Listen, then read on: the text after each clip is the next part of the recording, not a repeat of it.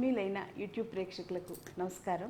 నేను డాక్టర్ రాజేశ్వరిని. ఇవాళ వీడియోలో మనం మాట్లాడుకోబోయే టాపిక్ చాలా ఆసక్తికరమైనది. ముఖ్యంగా ఇప్పుడు ఏంటంటే మనకి వర్షాకాలం వచ్చేసింది. సీజనల్గా వచ్చేటువంటి జ్వరాలు మనకి మెయిన్ బర్నింగ్ ప్రాబ్లం.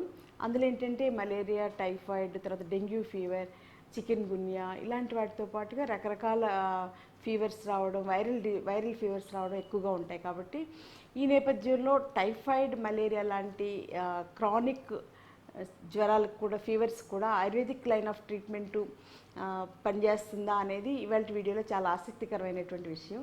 జనరల్గా మనం ఏంటంటే ఫీవర్ అంటే చాలా సింపుల్ అనుకుంటాం. ఆ తర్వాత ఇంకా బాగా సివియర్ అయ్యాక డెంగ్యూ ఫీవర్గా కానీ లేకపోతే చికెన్ గున్యా కానీ ఇలాంటి ప్రాబ్లమ్స్ వచ్చినప్పుడు ఆయుర్వేదిక్, అలోపతికి వెళ్ళి ఇన్వెస్టిగేషన్స్ చేయించుకుని దానికి సంబంధించిన ట్రీట్మెంట్స్ లేకపోతే హాస్పిటలైజ్ అవ్వడం ఇవన్నీ కూడా చూస్తున్నాం. ఈ నేపథ్యంలో ఏనాటిదో 5000 సంవత్సరాల నాటి ఆయుర్వేదం కూడా ఇప్పుడు చాలా ఛాలెంజింగ్గా ఉండేటువంటి ఫీవర్స్, ముఖ్యంగా మలేరియా, టైఫాయిడ్ లాంటి డిజార్డర్స్లో కూడా పనిచేస్తాయంటే చాలా అతిశయోక్తి అనిపిస్తుంది, చాలా ఆశ్చర్యంగా అనిపిస్తుంది. నమ్మడానికి అస్సలు ఏమాత్రం మనం ఇంట్రెస్ట్ చూపించాం. కానీ ఈ వీడియో మొత్తం చూశాక మీరే ఒప్పుకుంటారు, ఇంత మంచి ఆయుర్వేదిక్ లైన్ ఆఫ్ ట్రీట్మెంట్ ఉన్నప్పుడు మనం ఎందుకు ప్రయత్నించకూడదు అనేటువంటి ఆలోచన మీలో రావాలి. తర్వాత విశ్వాసం కూడా అంత మంచి విశ్వాసం కలగాలి. నమ్మకం, విశ్వాసం ఉంటేనే ఎలాంటి వ్యాధి అయినా కూడా ఆయుర్వేద పద్ధతుల్లో చక్కటి చికిత్సలతోటి తగ్గించవచ్చు. సో జ్వరం అనే దాని గురించి కొంచెం డిస్క్రిప్షన్ అయ్యాక అప్పుడు చికిత్స గురించి మీకు వివరంగా చెప్తాను.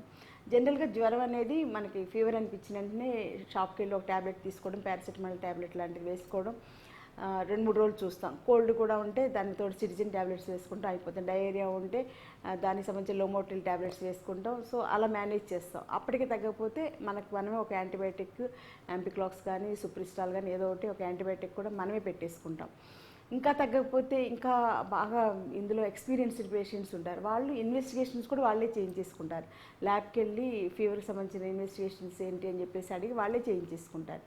ఆ రిపోర్ట్స్ చూసుకుంటారు, అందులో పెద్ద పెథాలజీ లేకపోతే వదిలేస్తారు. పెథాలజీ ఉంటే మాత్రం అప్పుడు డాక్టర్ని కన్సల్ట్ చేస్తారు.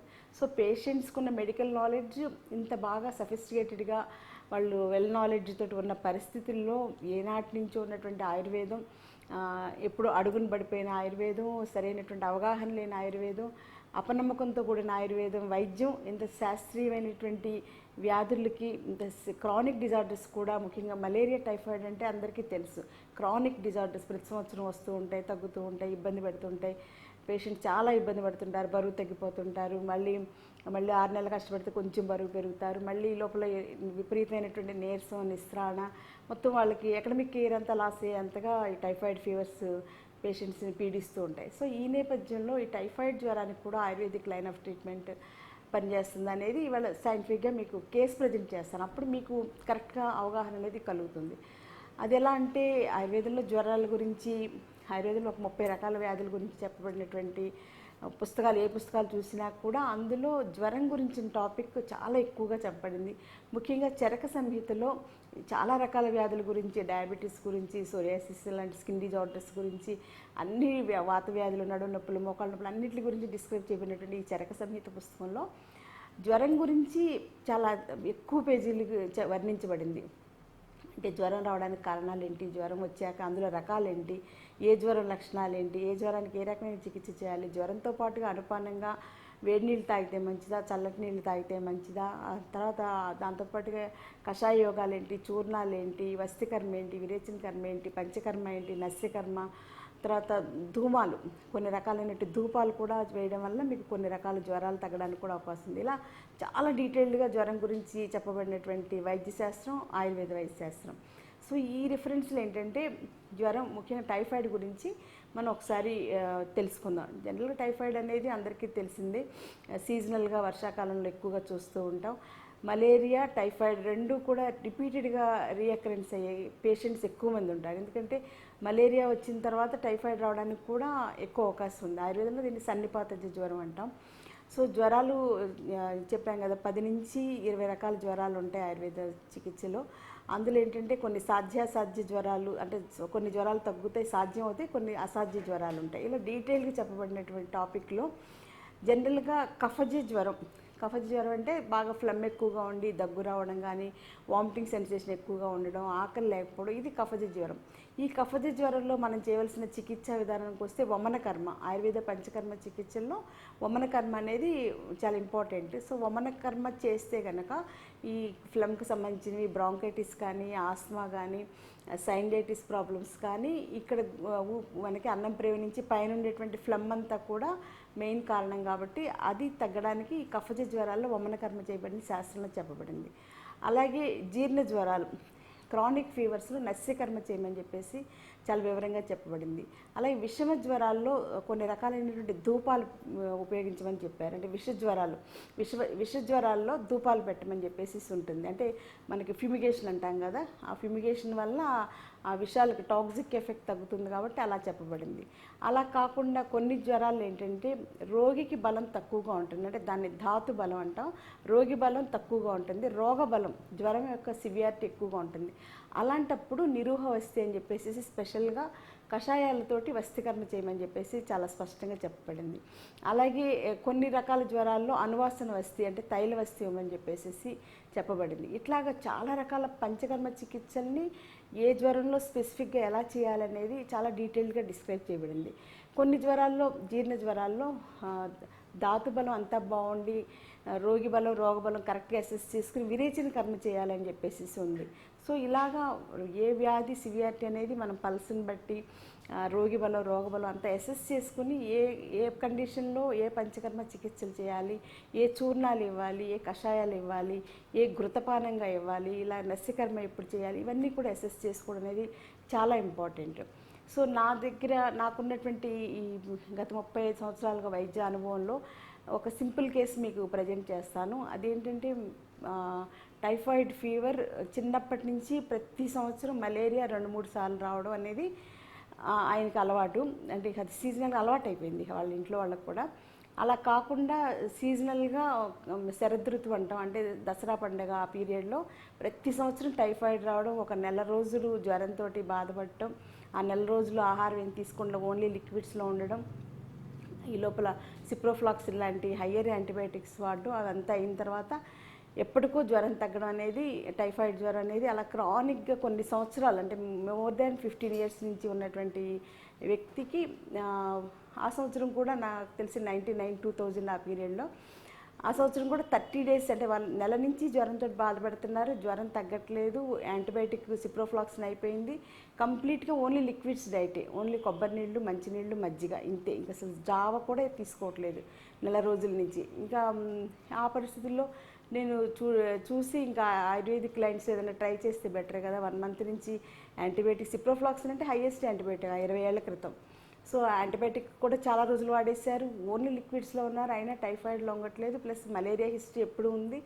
అది కాకుండా టైఫాయిడ్ ఎవ్రీ ఇయర్ రావడం అనేది గత 15 సంవత్సరాల నుంచి గమనిస్తున్నాం. కాబట్టి ఒకసారి ఆయుర్వేదిక్ లైన్స్లో పంచకర్మ ట్రీట్మెంట్ ఎలా యాక్ట్ చేస్తుందో చేస్తే బెటర్, ఒకసారి ట్రయల్గా చేసి చూద్దాం అని చెప్పేసి జస్ట్ అప్పటికప్పుడు మధ్యాహ్నం భోజనం అయ్యాక ఆయుర్వేదిక్ మా హాస్పిటల్లోనే చాలా మెడిసినల్ ప్లాంట్స్ ఉండే, ఒక మోర్ దాన్ 25 herbs ఉండే.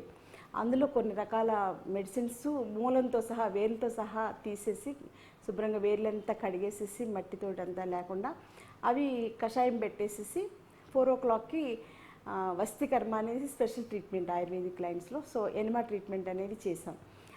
చేశాక అప్పటి వరకు టెంపరేచర్ 101 అసలు తగ్గడం అనేది లేదు, ఎప్పుడు 102, 101 అలాగే ఉందన్నమాట. సో ఈవినింగ్కి టెంపరేచర్ కొంచెం 1 degree తగ్గడం అనేది జస్ట్ 4 hours-లో, అంటే 6:30, 7 o'clockకి టెంపరేచర్ 1 degree తగ్గడం అనేది గమనించాం.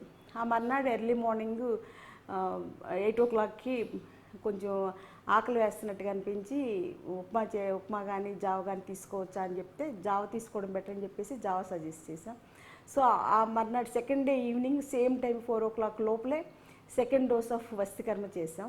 ఈవినింగ్కి టెంపరేచర్ పూర్తిగా నార్మల్ అయిపోయింది, పూర్తిగా ఆకలి కూడా ఆ ఈవినింగ్కి నార్మల్ అయిపోయింది. సో మనం చేసినటువంటి వస్తికర్మ విదిన్ 4 hours 1 degree టెంపరేచర్కి యాక్ట్ చేసింది. Within 12 hours loss of appetite, అంటే 30 days నుంచి అసలు ఆకలి అనేది లేదు, 4 రోజుల నుంచి ఆకలి అనేది లేదు, ఓన్లీ లిక్విడ్స్ మీద ఉన్న ఆయనకి కొంచెం ఆకలి అనిపించి ఏదో ఒకటి టిఫిన్ చేయాలనేటువంటి ఆలోచన కలిగింది.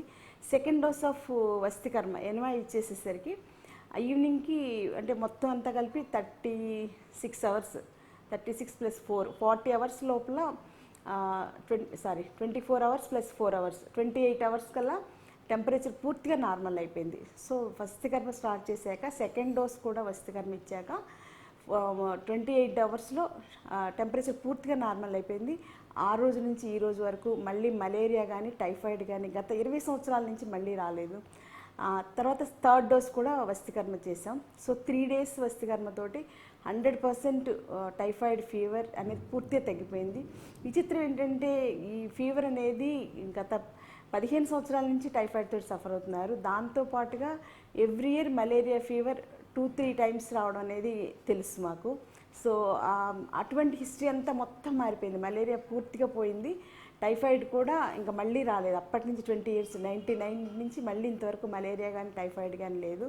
చిన్నప్పటి నుంచి ఎప్పుడు ఫీవర్ అని, రొంపని, తర్వాత మలేరియా, టైఫాయిడ్ ఎప్పుడు పేషెంట్గానే ఉండేటువంటి వ్యక్తికి అంత మార్పు ఆయుర్వేదిక్ పంచకర్మ ట్రీట్మెంట్స్ తోటి విదిన్ అవర్స్ 4 అవర్స్లో ఒక రకమైన రిపోర్టు, 12 అవర్స్లో ఒక రిపోర్టు, 28 అవర్స్లో పూర్తిగా రిపోర్ట్ మొత్తం మారిపోయింది. సో లైఫ్లో మెరకిల్ అనమాట. అంత మంచి ట్రీట్మెంట్ టైఫాయిడ్ తోటి టైఫాయిడ్ జ్వరాన్ని ఆయుర్వేదిక్ లైన్ ఆఫ్ పంచకర్మ ట్రీట్మెంట్స్తో తగ్గించామంటే నిజంగా వండర్ఫుల్ ఆయుర్వేదిక్ సైన్స్. ఆ తర్వాత ఇంకా మిగిలిన ఫీవర్స్ గురించి కూడా అటెండ్ అయ్యి ఇలా అవసరమైనప్పుడు నస్యకర్మ చేయించడం, వమనకర్మ చేయించడం, విరేచన కర్మ చేయించడం, తర్వాత విషారంగా ఉండేలాగా ధూపాలు ఉపయోగించడం, ఇలా శాస్త్రీయంగా ఆయుర్వేదిక్ లైన్స్లో జ్వరాల గురించి చాలా చక్కటి కేసెస్ సక్సెస్ అయ్యాం. సో ఇంత మంచి వైద్యం ఆయుర్వేద చికిత్స ఉండగా ఎందుకు ఫీవర్స్ గురించి వర్రీ అయిపోయి ఐసీయూలోకి వెళ్ళి చాలా ఇబ్బంది పడే పేషెంట్స్ నాకు చాలామంది తెలుసు. సో అలాంటి వాళ్ళకి ఇలాగ మీకు కనుక హిస్టరీ ఉండి ఆయుర్వేదిక్ లైన్స్లో ఇంట్రెస్ట్ ఉంటే టైఫాయిడ్ కూడా ఆయుర్వేదిక్ లైన్స్లో 100% తగ్గించుకోవచ్చు. దాంతోపాటుగా చికెన్ గున్యా, ఇప్పుడు సీజనల్గా వచ్చే చికెన్ గున్యా కానీ, డెంగ్యూ ఫీవర్ కానీ, తర్వాత ఎలర్జిక్ ఫీవర్స్ కానీ, ఇలా అన్నిటికి కూడా ఆయుర్వేదిక్ లైన్స్ ఆఫ్ ట్రీట్మెంట్స్ ఉన్నాయి. ఎటొచ్చి శాస్త్రం అన్నీ చెప్పబడినాయి. మనకి దాని గురించి అవగాహన అనేది డాక్టర్కి ఉండాలి. తర్వాత సెకండ్ పాయింట్, డాక్టర్కి నమ్మకం ఉండాలి. సో ఆ రెండు డాక్టర్కి ఉండవలసినటువంటి గుణాలు. పేషెంట్ అంటే 100% నమ్మకంతో వస్తే మంచి ఆరోగ్యంతో వెళ్ళడం అనేది పూర్తిగా సాధ్యం అవుతుంది.